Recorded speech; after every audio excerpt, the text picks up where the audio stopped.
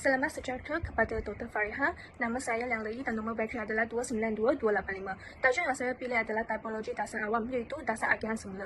Yang kita tahu, dasar agihan semula adalah memindahkan kebaikan dan sumber yang sedia ada dalam sesebuah negara kepada kelompok tertentu.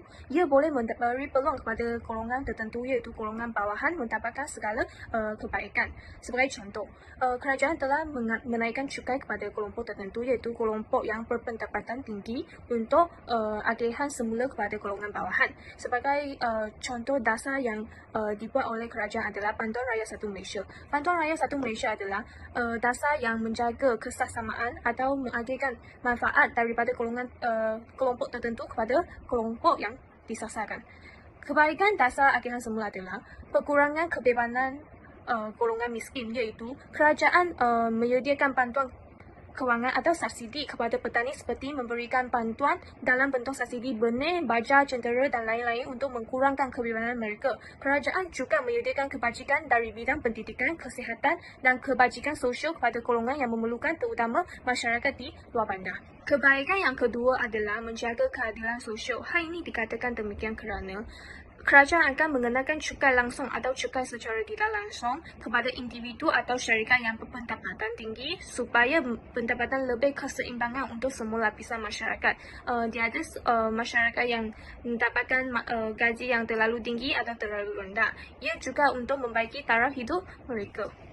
Kebaikan yang ketiga adalah kestabilan ekonomi. Apabila jurang pendapatan antara golongan atasan dan golongan bawahan semakin rapat, ia mencerminkan masyarakat dapat memberikan sumbangan sendiri kepada negara seperti daripada cukai pendapatan individu, cukai pendapatan syarikat dan bentuk lain untuk memberikan segala sumbangan dalam negara, dan ia menunjukkan kestabilan ekonomi negara dan negara boleh dimajukan menjadi lebih mampan.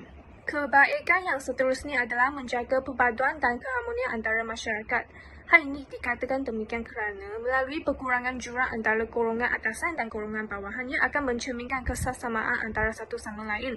Golongan bawahan juga lebih menghormati keputusan kerajaan kerana dasar agihan semula telah memberikan manfaat dan faedah kepada golongan bawahan, dan mereka lebih menghormati keputusan yang dibuat oleh kerajaan. Dasar agihan juga dikenal pasti dengan beberapa kelemahan. Yang pertama iaitu cabaran pentadbiran kerajaan.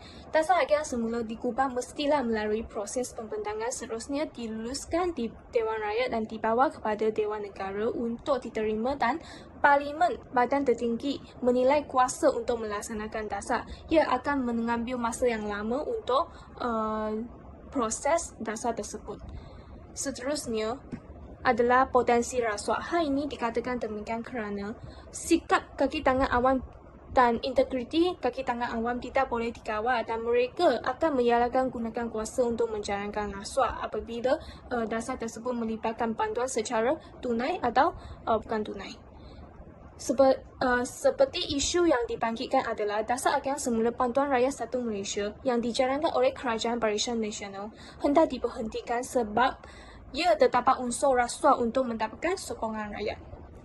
Kelemahan yang seterusnya adalah ketidakseimbangan dalam golongan sasaran.